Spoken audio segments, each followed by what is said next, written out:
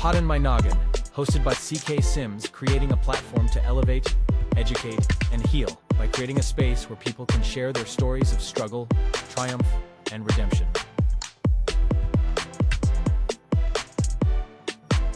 CKS Media.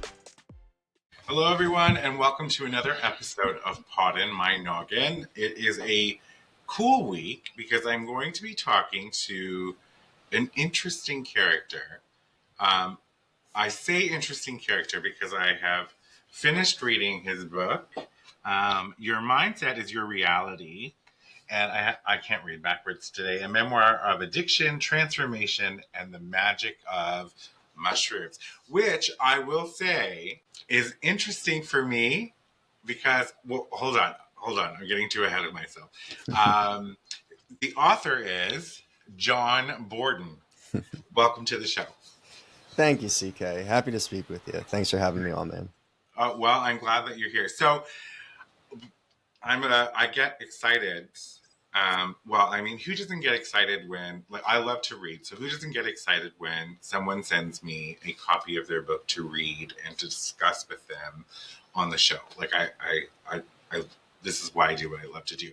I had mentioned before we started filming, I don't get paid for this, but I guess really that's inaccurate because I get paid in books. And I think there's nothing better than books. So I started reading this book.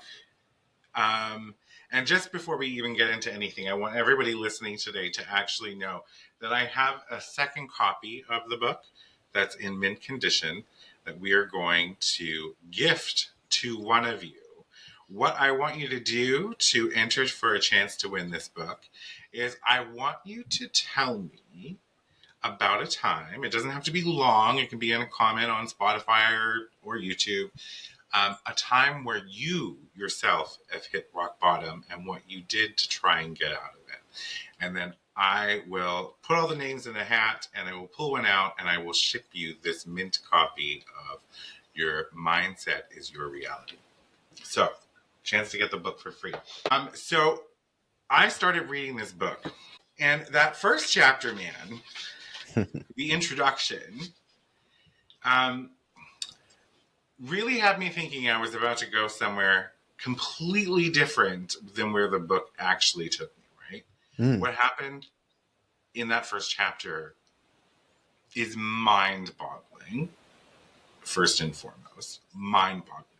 You're referring to my brother, I'm assuming. Yes. Yeah. And so I will tell you a little something about myself. I have read your book and all of it, which goes against my principle because, it's a memoir. It's not a fiction. So, talking about components in it is not like giving away like the punchline or something.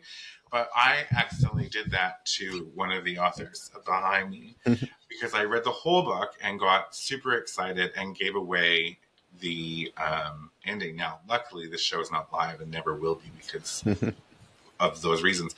But we were able to go back and edit it out. But I did read your old book.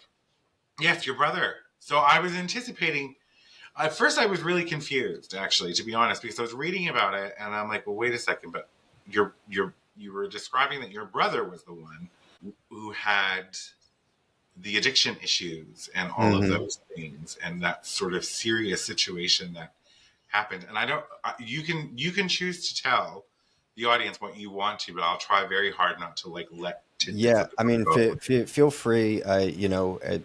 Just speak about it as openly as you'd like. I think that there's enough value in the story as the whole that, giving away bits and pieces of what goes on doesn't do anything to hurt the reading experience. It does. I don't think it does either, but I just want to be mindful and respectful of the author. Of course, and I appreciate that, CK. Is your brother okay today? Right. Yeah, absolutely. And I hope that message, came across clearly in the writing, that he turned himself from somebody who was, actively hurting everybody around him through his habits, through what situation in life he was in did to him, and kind of, went through the worst of it, went through the worst of what addiction can do to someone. And he was able to turn his life from an absolute scourge on himself and to the rest of the world, to somebody who is now actively taking care of his fiance, her kids, his son, who just got a full ride to college. So, super proud. And he's been an excellent father to his son. And, you know, just to be able to turn his life around in the way that he has and be an inspiration to everybody who meets him and hears his story of tragedy and that near death experience that almost took him from us now 13 years ago. The And should be death experience. You this say should near be death, but how you describe it that. is it should be death experience. Like how he survived that experience, that's what's mind boggling to me. Yeah. But And he I, has like, the show's not about him, but like we mhm. start off there in the book, but Yeah. like he healed, I guess, 360 with this particular tragedy, the addiction mentality, physically, those particular things. Yeah, yeah. I mean, it was a long, winding road. The accident happened, the hit, whatever you want to call it, and he was in the hospital for a good amount of time after that, and then he was bedridden for months after that, and there was just such a long healing process that came along with it. The addiction to painkillers, and then the addiction to heroin, and then more years of addiction that saw him lose so much weight and just look like a terrible version of himself and look sickly and be caught up in bad habits over and over again. And then he went to rehab again, and he came down to Florida and spent 3 years here. And I was detached from my brother for a long time, but then he came back to Jersey, and a lot of the things that he was involved with, minus alcohol and minus crystal meth, probably, and I'm hoping minus heroin. Not that it really matters nowadays. We're still with him, for a bit. He was still doing cocaine and things of that nature, but he wasn't involved in the worst of it, right? If you stayed away from drinking, that was like the primary thing, and then the other stuff. And so he wasn't involved in it to the same level that he was before each of the two times that he went to rehab, but battled with those demons for a while. And it was just around the time that I moved to Florida, and I had that moment where he repaid me for stealing my wallet, that Mm-hmm. that old him was done at that point. But it wasn't until that point right there that all of that stuff finally got put in the past, and that he was able to grow into the person that he is now. That's amazing, and I love that. Depth perception is a real biatch because a human being just walked behind you, but how your background looks to me is like you're sitting at a desk close to a wall and there's a picture on it. Hmm. But a whole human being just walked behind you, and I just realized also that that's not a mushroom. I thought that there was No. a mushroom when we first joined the call. And I was like, what an ode to this whole situation. What's interesting too is how both Florida was both good for both of you. Oh yeah, oh yeah. Opposite sides of the state. His was on the East Coast. I'm on the West, and he's actually down here now, about 3 hours north of me. I haven't seen him yet since he came down last week, but we'll be crossing paths soon, and it'll be nice to have that reunion in near time. All right, so let's switch gears because we're here about you. Hmm. Now, I mean, I want to tell you something. So I always find that when people write memoirs, there's this. I don't like making generalizations. Okay, I find typically when I read memoirs, they can be a little self-indulgent, Mm. which I mean, I guess that's a memoir. And there are spots here where maybe we were a little self-indulgent, and that's fine. However, I got to give you something. I like to give people their like flowers, if you will. Your writing style is very descriptive. Um, the way you tackle sort of concepts and ideas in the book were um, very smart and very entertaining, if you will. So for me, I think that is what, for me, sets the book above some of the other memoirs, a lot of the other memoirs, I'm just going to be honest, that I've read. Because while it was a memoir, it was still entertaining. Mm. And it was still, and not that books have to be entertaining, but what I mean by that, I feel like I'm being super like surface. What I'm trying to say is that I took the ride with you, but the way you wrote kept me captivated and wanting to know what was going to happen next. Does that make sense? Does that land better? I feel like that lands better. Yeah, most definitely. I've heard from a lot of people that they find it very easy to make it through. Especially, people in my life who, picked up the book because they know me, have interest in my story, and wanted to learn a bit more, but aren't really readers.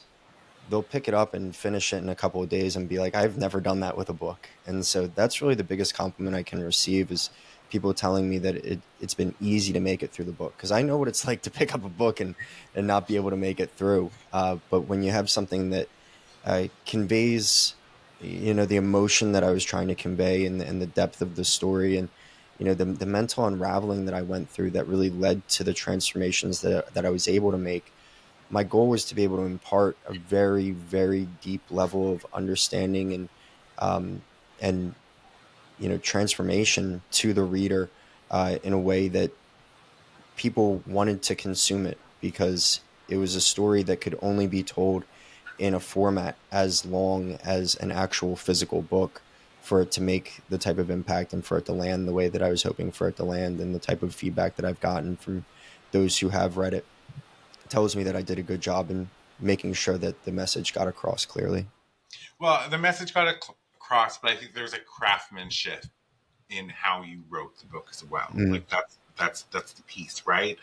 Um, so, and it took me two evening sittings to finish the book, and it would have been a lot sooner. But I have this really super cute, adorable, extra needy dog since March that does not allow me to sit and do something like read a book for super long without like getting huffy and wanting to play. So, but yeah, so I enjoyed the book a lot.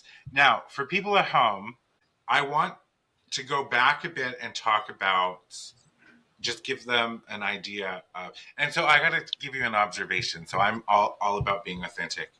So, you know how in the beginning of the book you talk about how on the outside everybody thought that you had your shit together, but on the inside you were crumbling. Like that's the message that kind of like Mm-hmm. conveys throughout the book. So I'm Yep. sitting here, I'm looking at you right now, and I'm not seeing the person inside the book. Does Interesting. that right? Like I'm getting this weird, it's like I don't know what it is, a disconnect maybe. So maybe it's the fact that you do look put together or whatever your how you appear on the outside. It's Mm-hmm. not. It doesn't feel broken, if that makes sense. But I mean, you are on the other side of the transformation now, so that could also be a part of it. Exactly. And it's Um, also a year and a half from the time that I published the book, and the story kind of concludes, and there's just been an incredible amount of growth that I've gone through in that time. of But even course. still, like you're saying, CK, the disconnect was that everybody thought that I had it all together, that I had shit figured out, but there was just so much internal strife going on. Hmm. And I think that, paints the picture clearly for the listeners and forever whoever else out there is that you never know what people are actually going through. And the person that you think might be the most confident, most put together person in the world might be battling hell every single day, and you really don't know. Well, it just goes to say you should never judge a book by its cover. So like I do this a lot. I'll bring it into frame so people can see the book and then want to buy the book. But yes, and so I mean that is a massive point to make, and a massive message, a massive reality is that we may think people are certain ways or certain things, and then underneath they are one, gust of wind from just falling completely apart. Hmm. So you had mentioned in the book that when you were growing up, you purposely chose not to be you Hmm. to try and fit in, and you were bullied quite significantly in high school. It seems like, Hmm. um, for all of that. What was that like? Uh, it sucked, man. I went to a high school that was it was like a $15,000 a year private high school that I had gotten a scholarship to attend. And I tell the story in the book that my first day of class, I pretended not to know how to read because I was sick of being like the nerdy kid in Mm. grade school. I was a baseball player. I wanted to identify myself as a baseball player and have other people look at me as, athletic, a jock. Uh, and I thought that me doing well in school went against the person that I wanted to be on the outside. So I wanted to give people a reason to not be intimidated by my smarts. And, really it was just that I didn't have social skills. I grew up in a town without many other kids and just didn't acclimate very well. It took me really until I had this experience with mushrooms to really get to the heart of everything and, be the person that I wanted to be. But it was a very long learning process. And, it made it so that like when I first started going to high school, I felt cool. I felt accepted like right from the start. But then the bullying started near the end of my freshman year and it just continued and it snowballed and snowballed and snowballed until, you know, it, there's been so many times when I ask myself, like, was the bullying I experienced really as bad as I make it out to be in my mind? And then I remembered this one time when I was a junior and a kid that was a senior literally had to step in and like yell at the kids that were throwing food at me and shit like that and be like, what is wrong with you? And so it's just nice to have that confirmation that someone else actually had to step in to help me out in this situation. It wasn't something that I'm just making to be worse in my mind than it actually was. But it really made going to school terrible. I hated going in every day. I dreaded bus rides. I dreaded hanging out with the baseball team because, you know, that's what I wanted to be. That's how I wanted to fit in. And just having those personal attacks all the time just really made me feel like it wasn't the place for me. And I was just very grateful that I was able to go away to college. Which you had a lot of fun at Seton. I want to just say something for a second. I mean, this goes back to your title, right? So your mindset is your reality. Hmm. I always like to say perception is reality, or perception is reality. Hmm. When it comes to bullying, because I too was bullied relentlessly as a child. I was bullied because I was a pastor's kid and I was feminine. I've always been feminine. Hmm. That's who I am, you know, whatever. I think when we're looking back and wondering, was the bullying as bad as we make it out to be, or we think that it was? I think that one thing that we have to do is be kind to the version of us that it had to experience that, because that person who you were in high school did not have the skills and comprehension that you do today. Right. Hmm. So if we look back now through our lens, okay, maybe it wasn't as bad as it was to us when we were, say, 16. But at 16, it was awful, Yep. right? And that is a part of the kindness, because that's a part of what you talk about in this book as well. Is kindness and acceptance and transparent, not transparency, authenticity, all of those things. So you went off to Seton, and I think, if I'm not wrong, you went through school and had a time of your life, if you will, Yeah. with the party scene, all of those things. This Hmm. is where this is where the drinking and the cocaine started. Correct? Was it at Seton? Yeah. Well, drinking really started a freshman year of high school and it continued Oh, through there. It really ramped up when I got to college though, because, the high school that I went to was a private Catholic school. I wasn't invited to many parties. I had a small group of friends that we'd drink on our own, maximum like 10, 15 people parties, something like that. But then, when I got to college, that's when, basically every fraternity on campus wanted me to be a part of it. And so, going to parties, going to frat rush mixers and things of that nature, it turned into a every weekend, multiple times a weekend, during the week kind of thing. By the time I was a junior, I had a house off campus with six of my friends, and people would come over every single day of the week. And so a six pack was like a light day of drinking for me my junior year. And by the time I was a senior, I couldn't fall asleep without a drink. And that continued from, 2014 through 2020, when I had that realization on ketamine that I just had a really deep seated alcohol and cocaine problem. Cocaine I found as a sophomore, and that started slowly. And then, by the time I was a senior, it became a every time I'm going out, I have to have Coke kind of thing. And so it just became a habit, a ritual that was a defined piece of who I was, and was something that just felt completely inescapable. And I was reading and trying to imagine. So my only addiction in life has been nicotine. Mm. However, I have done plenty of cocaine in my earlier years, in my 20s. Mm. So my favorite thing, and this is not to romanticize cocaine or drugs to anybody, but my favorite thing in my 20s was ginger ale, a cigarette, and a line of cocaine. Like that was the pinnacle of the best night, right? And I did lots of drugs, no needles, thankfully, Mm. nothing of that sort. But I always imagine or try to imagine what the addiction to the drug feels like. I think I can get right to the cusp of just before where addiction kicks in, Mm. but I can't imagine the beyond that. Right? I can't Mm-hmm. imagine that holds. And the only thing I have to play reference to is the fact that if I go without a cigarette for an extended period of time, longer than I've mentally prepared myself, I kind of become a raging biatch, right? And so it does control my life in a sense. Like I do plan like trips around it. Okay, if I'm taking a flight, I have to like make sure I smoke like 3 cigarettes before I get in the airport. So Mm-hmm. like all of those things, but that's smoking socially acceptable. It doesn't come with all of those like extra sort of stigma and negative connotations that are with it. Um, so you went through school. You did great in school. You became the Mm-hmm. president. I'm trying to remember of what it was. It was the president of a house Of my fraternity. fraternity, right? Mm-hmm.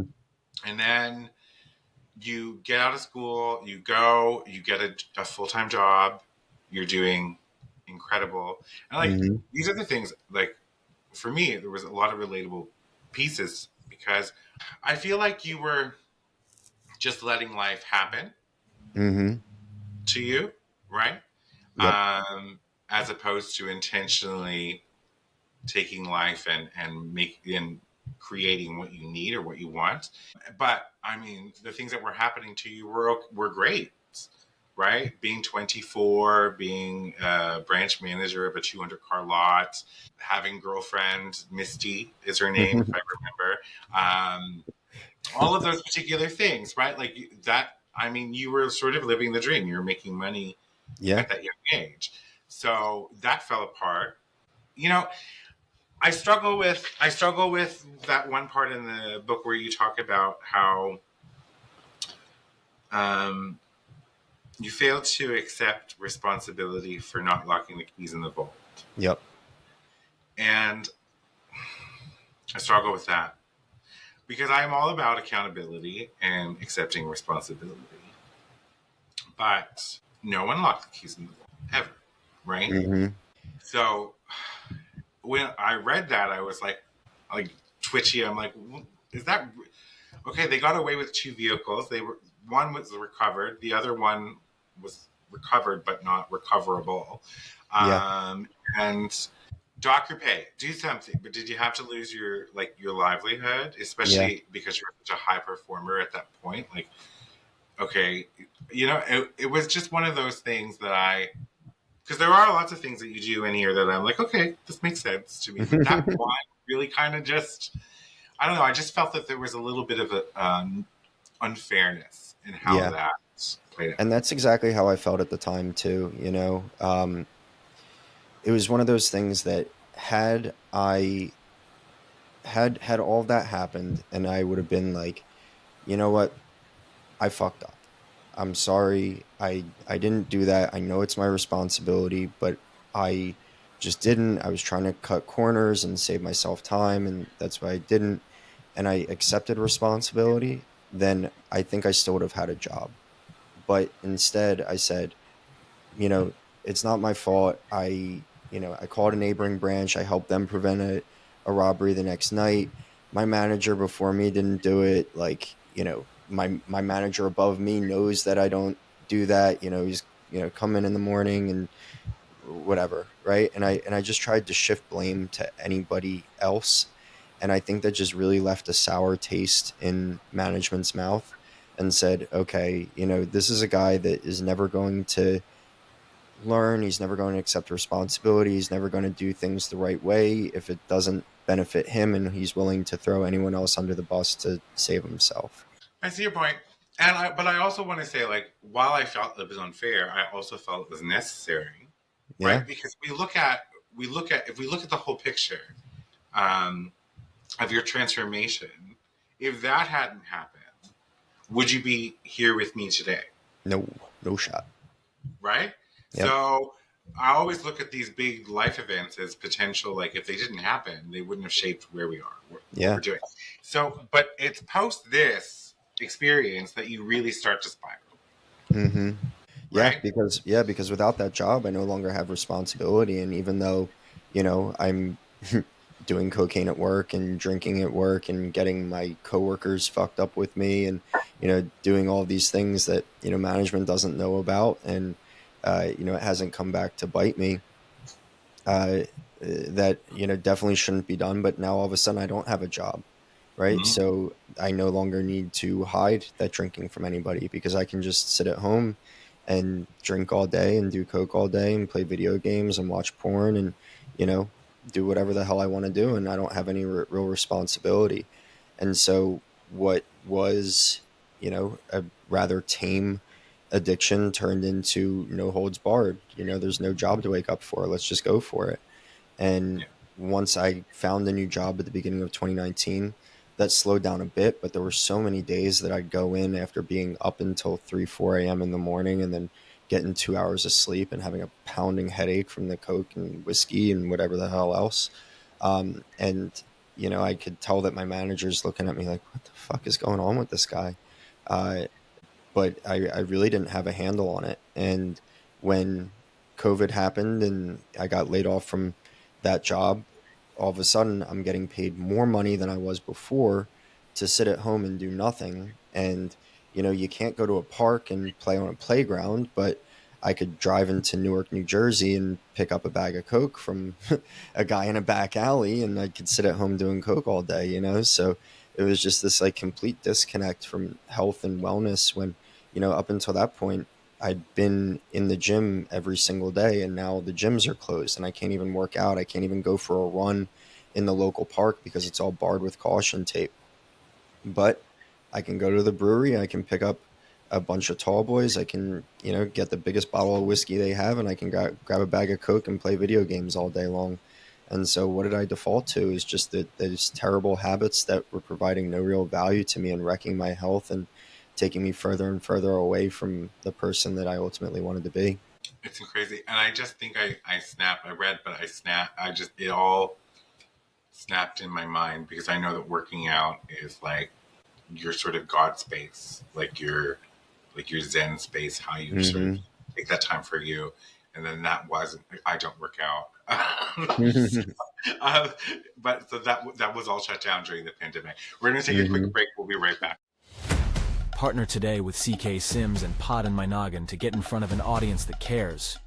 You will be supporting mental health stories, tales of resilience, and uplifting content, aligning your brand with bringing goodness, authenticity, and kindness front and center.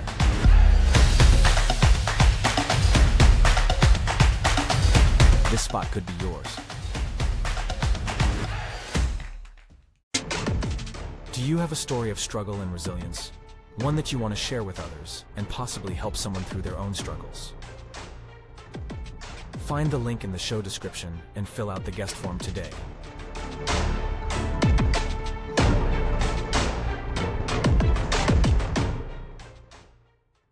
Welcome back, everybody. Before the break, we have been talking to John Borden. I almost said James again, and I don't know why. I knew your name right from the beginning, and it's on the book. We have been talking about his life, which is detailed in his memoir, but it's more than just a memoir, by the way. Like, I don't want to just say it's just a memoir, because it is, but you kind of talk about some some controversial things in here as Mhm. well, which I want to talk about now. But your mindset is your reality. I love that title.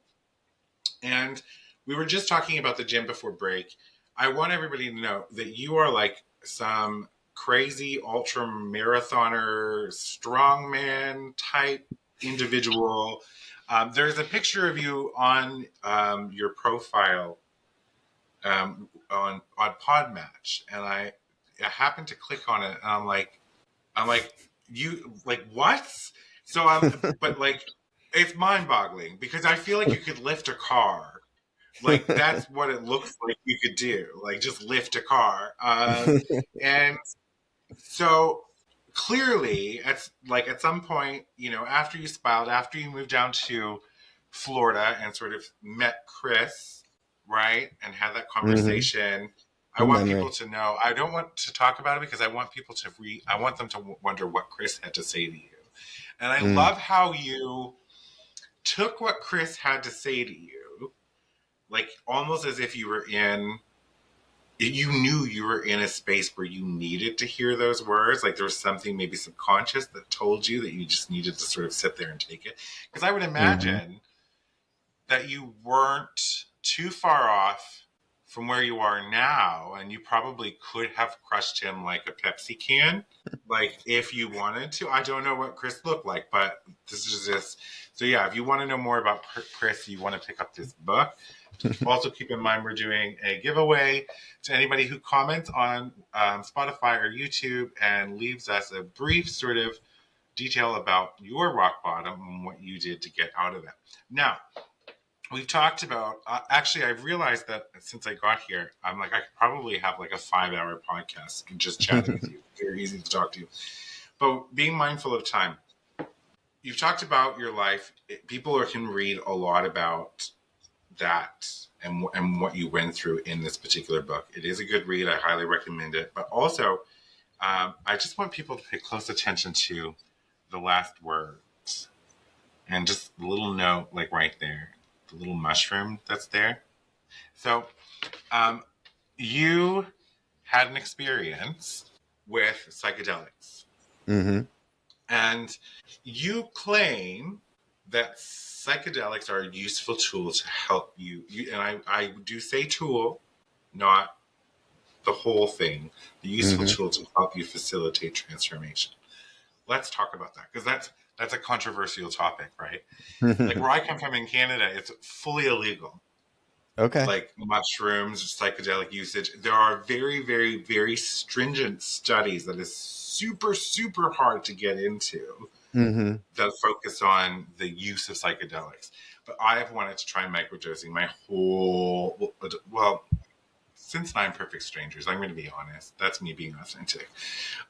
I don't know if you've seen that show. No, not familiar. Nine Perfect Strangers. Oh my god, we can't take the podcast to talk about this, and this is not a plug to Nicole Kidman, but it is a wicked show that you should watch, and it's right up your alley. So, Okay. Kate, tell me about your first experience with mushrooms. You want What to hear happened? about the high school one or the first one that I talk about The in the very book? first. Okay. Well, so the first one in adulthood was done as kind of an experiment, a dip of the toe into the water. And I had done mushrooms one time before that. It was when I was 18. It was the day after I quit playing baseball, which was the worst day in my life to ever do that because it was ego death from quitting playing baseball and then ego death from mushrooms back to back days. So, It was because of an arm injury, correct? Right? yes, great memory, CK. Um, The so, books. yeah, but even still, great memory. Um, and so set and setting are the two biggest things when it comes to psychedelic experiences: your mindset, and then the physical setting, who's around you, your location, things of that nature, right? And so it's so important to make sure that you are attentive to those things before taking psychedelics. And thankfully, in adulthood, when I went to try them again, I had learned that from my experimentation with LSD over the time in between my mushroom experiences. And so when I went to do mushrooms again, it was with the intent of taking them at an electric music festival called EDC. And so about a month before the show, I got some mushrooms and I started experimenting, starting with a half-gram dose, which is just a little bit more than what is like laid out as the protocol for a microdose. It's what I typically Mhm. microdose with now. So, a very small dose comparatively. But when I did that, it was me and a friend. We'd come back from the bars on a Sunday afternoon or winding down for the night, work on Monday, don't want to drink, but hey, try some mushrooms. So we ate a half-gram. And up until that point, I had been somebody who never addressed emotional things. I was, just that typical, kid who was told to suck it up and not show emotion and, don't wear your heart on your sleeve. And if you cry, you're a pussy and yada, yada, yada. And in that moment, after eating that half-gram of mushrooms, a memory of the relationship that I had with Misty uh, came up, and a fictitious celebrity nickname, Johnsty, that she called us, came to mind when talking to my friend. And at that time, we'd been broken up for 3 years, but I'd never sat with the thoughts of the relationship, had never truly worked through it in my mind. And when that came up under psilocybin, I no longer had the ability to lock away those memories, to stop the floodgates from opening. And so all of these years and years and years of repressed emotion just slammed me in the face. And I cried uncontrollably. And I was there with a friend who, left shortly after I started crying because I just couldn't I couldn't keep it together. And uh I don't blame him. He wasn't a very emotionally in tune person either, so it makes sense to me that he wouldn't have been the type to try to coddle me or help me through what I was working through. And I was just kind of left there to sit with the thoughts of the end of this relationship. The next day I was so emotionally drained that I actually called out of work, which was the first time that I'd ever in my adult professional life called out of work for anything other than being on death's doorstep or something like that. I couldn't even tell you another time that I did. And so that just illustrates how powerful this experience was from an emotional unraveling standpoint. But it was after that I could finally think about the relationship and not need to shy away from the memories. I could actually think about it and see how I acted during that and, understand what my motivations were, understand where my thoughts were taking me during that time. And that ended up being an extremely powerful turning point for me because that set the stage for every other realization that was to come in the remainder of the book and, in the remainder of the experience that I actually had. Because, 2 weeks after that, I had doubled the dose from a half-gram to a gram. And that night turned into the most beautifully grounding experience of my life because in this moment, it was no longer, negative and emotional outpouring and crying and tears and things of that nature. I might have shed some tears, but it was from a positivity standpoint instead. Mhm. And in that moment, the second time, all of a sudden, all of this anxiety that I knew to be constant my whole life, the thing that really kept me from being who I was in high school and led to bullying and, the depression that kept me from really exploring what my passions were, thinking that the worst possible outcome was going to come. All of these swirling thoughts just finally stopped, and I was present and with myself and with two good friends on a beautiful night in a beautiful city with so many families and children around and beautiful nature. And it gave me the presence of mind to just stop and appreciate where I was for the first time seemingly ever, that I could just be where my feet were and appreciate what life had done to bring me to where I was. I wasn't upset about getting fired. I wasn't upset about the end of that relationship. I wasn't upset about waiting until I was close to 30 years old to moving down to Florida that I had told myself that I was going to do from the time I was a junior in college. And so it was all just okay and good. and none of it mattered what had brought me there, because I was there, and there was amazing. I love that so much. So many things come up, right? So, like, first and foremost, I have to mention, because I will hate myself if I don't. So, like, I love how you frame, like, you were told not to feel emotions, wear your heart on your sleeve. If you cried, you were a pussy. All those things. I'm a feminist, so I want to point that out. Everyone who knows me knows this. However, not one of those men hating ones. I just believe in equality. One of my things I always say, and I hope that we continue to see a move forward in, is that men are not shown how to process complex emotions. This is just not something that's ever mentored for them. Mm-hmm. From the time that they're like toddlers, if they hit their knee or they scratch their knee and they cry, the message is clear. Big boys don't cry. Like, any emotion of any sort of form, whatever, even anger, is told to be repressed, like man up, like all of these really negative things. And we're out here sometimes left wondering, like, why do men do what they do?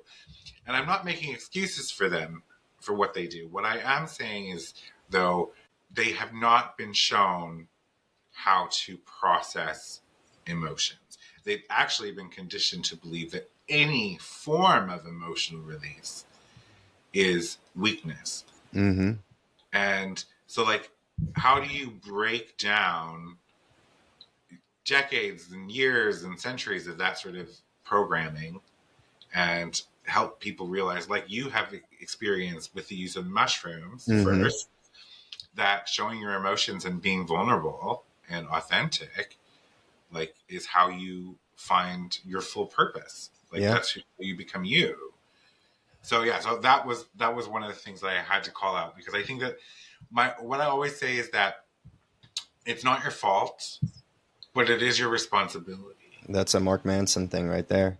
Is it a Mark? I don't know who that is. Yeah. So like Mark, it's not your fault, but it is your responsibility to Mm-hmm. fix it, right? So maybe I've heard it from Manson. I don't. I have to Google him now. It's also possible that he took it from somewhere. So, you know. Well, that's true, but it's interesting too, because you mentioned so many people in your book, right? That who have inspired you. There's one Mm-hmm. person you mentioned. I kind of like I rolled a little bit, and then I'm always conscious of my bias. So I'm like, okay, well, just because I don't particularly like this person doesn't make John Borden any less of a human being, or a story any less of anything, just because he quoted Jordan Peterson, right? I don't particularly like this person, but it doesn't matter. And like, I think we're so focus on our differences often that we Mm, don't ever stop and say, well, okay, yeah, we have these little few differences, but we have all of this ocean's worth of similarities and things that yeah. we share in common. So you, what? You're No, laughing. Yeah, Jordan Peterson. He's definitely an interesting character, isn't he? Oh, he really is. He really is. And and it's just like everybody's allowed to have their opinions and say what they want to say and all of those things. We don't always have to like it, right? Yeah. And that's at the end of the day. Do you microdose now Yes. on a rate? Like, what is your? There's a word, and it just like went. Protocol. From thank you, Yep. thank you. Yes. What is your protocol now? Yeah. So I would say I don't follow a strict schedule with it. It's more of a feel based thing. But I alternate between microdosing LSD and psilocybin. Um, Psilocybin gives me more of a emotional and spiritual connection. So it's something that really helps me with interpersonal relationships and also just exploring myself. While LSD helps with motivation, focus, things of that nature. And so, kind of depending on how I feel, I'll alternate between the two. Sometimes, I'll go a month in between with one of them. Sometimes I'll do each of them 4 times in a week. So it's really just a feel based thing.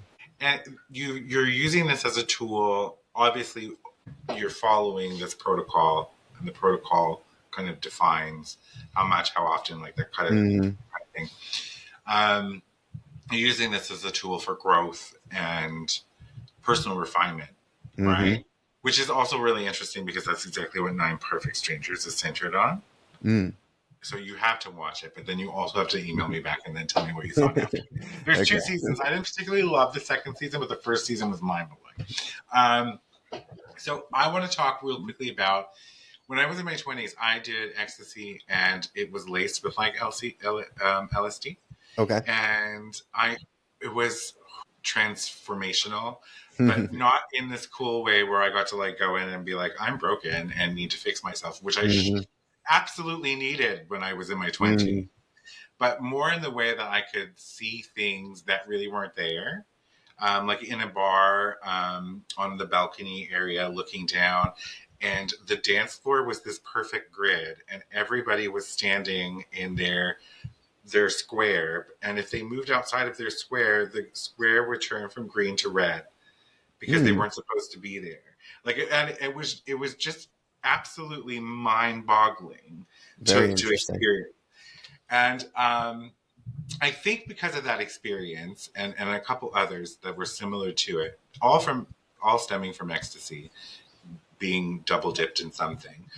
Um, I have definitely wanted to explore microdosing, Mm-hmm. to go beyond. Like, I've done a lot of work consciously without the help of like microdosing, Mm-hmm. and I've learned a lot about myself, and I've gone very deep. But I feel like there's more layers down there that Yeah. I need to get. I want to find. I want to explore, and so Mm-hmm. that is where the interest comes from. Do you find that people put up walls around you because of this thing that you're doing with microdosing? Uh, When no. When I first had my experience and talked to my close friends and family about it, there was definitely a bit of trepidation. I mean, I recount the story of how I talked to my mom about it, and Mama B, right? yeah, Mama B, Mama B on a bass level, Mama B rocking over that bass treble, Black Eyed Peas. Anyway, um, yeah. So when I first had the conversation with her, it was difficult because I knew that her her ingrained thoughts about what I was going through was going to cloud her perception of it no matter how positively I painted it. And so I knew it was something that I just had to tell her about and kind of rip off the band-aid and say, "Hey, this is what's going on," and know that with time it would change. And we still haven't gotten quite to the point of her really understanding and embracing what I went through. But with what I'm doing now, from the physical standpoint and the way that she sees, my wife and the beautiful community that I've built here, it's something where she's starting to understand that what I went through is inherently positive, and she's trying to find the good in it. Mushrooms aside or included or whatever. And so it was definitely difficult knowing that I had experienced something that was so radical that it would bring forth that type of response even from people as close to me as my own mother. But that in the years since then, the the culture has continued to expand in a major way around psilocybin mushrooms. Even to the point right now where you have Brian Johnson doing trips that are live streamed, and you have New Mexico and New Jersey and Maine and Massachusetts all voting to legalize it in some type of form. And so there's just a really big push to making this type of thing available to people, and that's what I wanted to help with in writing my story, right? I wanted to bring this out of it's a bunch of hippies dancing in a field into this is a serious tool that can be used to better society on a major, major front. And the more that stories like mine are out there, the less that stories like my brother's have to be told. Yeah. This points to the set and setting, right? So, Mm-hmm. like, I hear you listing all these states, and I'm like, damn it, Canada! I'm like, we legalized pot first. Like, come on, I'm let's. shocked that they haven't. I know, and I just want to do a tea. I drink Mm, it, like just a mm-hmm. little mushroom tea, low dosage. Any sort of medication. I'm a slow metabolizer genetically, so I don't know how I do with like a regular microdose. So I'd be very safe in attempting to do it. But yeah, I want that to happen because I feel that in today's society we need the means of being able to step beyond ourselves, right? Sometimes we just need to be able to step beyond Mm-hmm. ourselves, because there's stuff about us that we don't know yet. And Yeah. I can't say the word, and I'm just going to be. I always want to say psychosilbin, but it's not correct. No matter what, every podcast I'm on, everyone butchers psilocybin. Psilocybin, thank you. I feel like I need to hear it and then go back. Psilocybin. Okay, so I'm glad I'm not the only one. I just feel like it gives you the opportunity to step through a door that's not otherwise open for you, Yep. or would take some form of like, I don't know. I don't even know. So the appeal is there. So I want to ask you some questions that you may or may not have answered in the book, but I want the audience to know. So, like, how would you define who you are today? Yeah. I mean, phew. That's a great question, and it's something where like I always felt like I've kind of avoided defining myself because it puts me on a path, right, where you have a definition. And I talk about when I was in grade school being the only kid in my grade school to not receive a superlative, and it kind of follows along that same path. But I think it's time that we do define ourselves. And I'm somebody who uses psychedelics to make myself the best version of myself that I can be, to in turn help those around me in a positive way, and spreads my message through doing insane things with my own body, such as running 100 miles and lifting giant stones over my head and all these fun races that I get to do. So, Insane does not encompass. Like, I feel like impossible would probably be a better descriptor, because I think for so many people it is impossible, hmm, right? 100 miles? Come on, dude. Like, yeah. I'm tired thinking of two. Like 100 miles? That's crazy. But so I love that description of yourself. And I'm glad that you got there where you were not sort of trying not to define yourself, not trying to put yourself on a path type thing. However, I think that that's important for you and for the world, right? To be able to relate, like, who is John Borden today? hmm. Now, my question, I want to expand on it. I want to ask you, do you notice differences in how you interact with people today than you did 10 years ago? Oh my God. Yeah. Ginormous difference. I mean, And what would say be three of the top things that you would call to mind? yeah. Well, I mean, so the first being that, the version of myself that existed before the experience documented in the book was somebody that uh, only thought of other people and how they could help me and Mm, not what I could do to help them. And so that was a major, major, major perspective shift that happened along the way here through this experience. And so that being the primary thing. Secondary, being somebody that leaves people better than I found them rather than sucking the life out of others. I was somebody who needed validation so badly that the interactions that would have with people would often leave people feeling exhausted after being in my presence for too long, because I just needed that attention and that validation so badly. When now I hear all the time, man, you're a really interesting person because you don't try to be interesting. You are interested in other people. And you ask a million questions about me when here you are having this incredible story and all these incredible things that you do in life.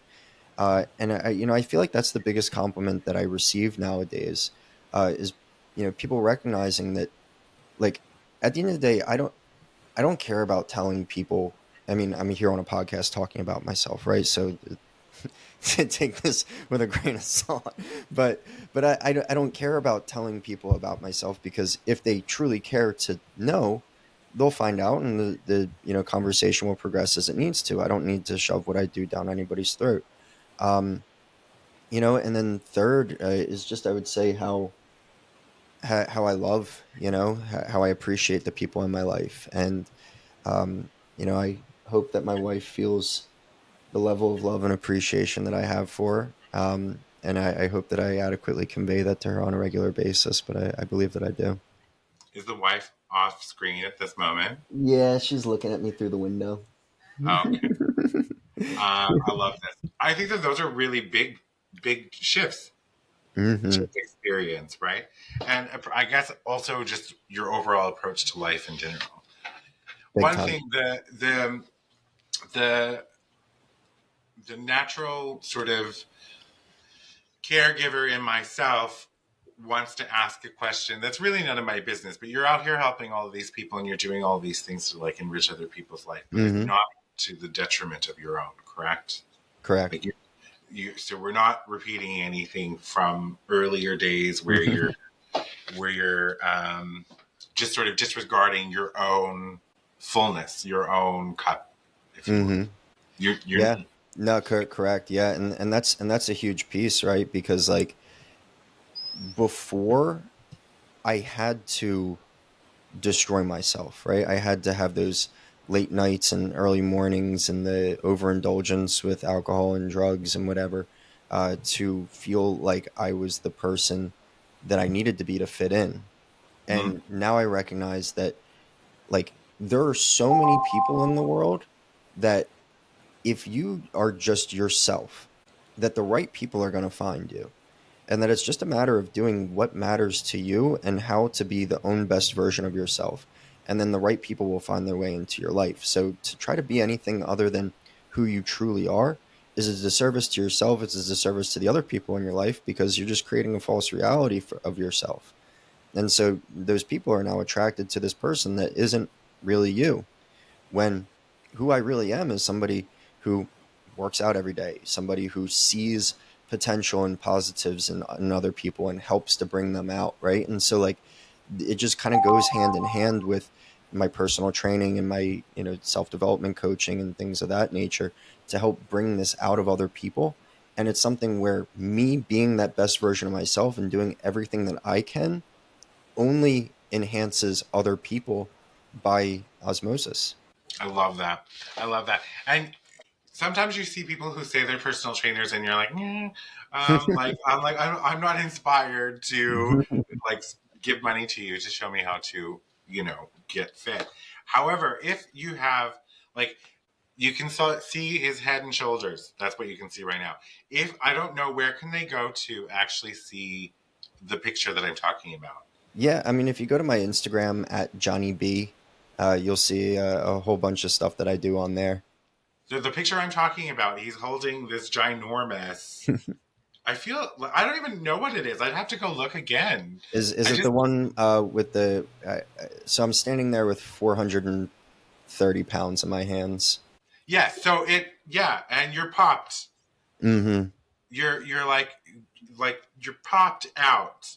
You in this moment you have. I don't want to. As a jokester, I would say breast, but they're ginormous pectoral muscles, and it's what? Why do you wear the? What is that for? Blood vessels? No, just to help get more oxygen through your nose. Okay. I knew Hmm. there had to be some technical reason, right? But I was like, maybe blood vessels. But yeah, go look at that picture. That would be inspire. Although I don't think I want to be. Well, maybe. I don't know. That seems like a lot of hard work. It Um, you don't get there by accident. no, exactly. Like that's intentional. That is very intentional work. Okay, so you're out there doing your thing. Um, you are, to be honest with you, exactly why I do what I do. Right? Like this is when I started this 2 years ago. It was to step out from behind fear. Right? The idea of me being on the internet and talking was like the most scary thing in the entire world. Mm-hmm. But I always wanted to do a show where I can highlight people who are doing great things. And so I've loved this conversation. Remember, the book is called Your Mindset is Your Reality. I do really feel that we could have like 15 podcasts consecutively and touch on so many different topics. Yeah, we really only got into like the first half of the book. I know, it's like there's so much that we could still do, but maybe there's a future episode. Who knows? By John Borden. It's available online, Amazon, all major bookstores. Amazon for print and Kindle, and then it's available on audiobook through Audible and Apple Books. Did you do the recording? I did, yes. Cool. Were you microdosing at the time? Well, I mean, probably. I love this. That makes it even more interesting. You can get yourself a free copy from me and from John by liking the, actually, I think I just said comment on the episode, either Spotify or YouTube. Actually, anywhere. I think I can collate all of them. And tell us how you hit rock bottom and found your way out. Maybe you're in rock bottom right now and you need something, some hope, something new to try to help you transform your life. Now, I can't guarantee that you're going to come out a strong man who can run 100 miles, but I do believe that John might have some answers to help you better your life. John, what's next for you? I'm trying to figure that out. I told my wife today that my mission for 2026 is to finish an Ironman. So we're going to be an Ironman by this time next year. And I don't think that's a big enough goal for me for 2026. So I'm going to have to figure out something else to put that cherry on top. But that's a good starting point. I mean, I can't define your goals for you. I'm over here so Ironman in 2026. Not quite enough of a goal for me, but that's a pretty big goal. I hope that you achieve it. I'm sure that you will, because it seems like you do what you put your mind to, right? Damn straight. Thank you so much for being a guest on the show. It has been a tremendously wonderful conversation. Who knows? There may be a future episode where I send you another message and be like, let's have more talk. Let's have more talk. And for everyone out there, until next time, get out there and live your wildest dreams. For media and sponsorship inquiries, email info@cksims.com or visit cksims.com and fill out the contact form. Be sure to subscribe so you don't miss an episode. A new episode airs every Saturday. CKS Media.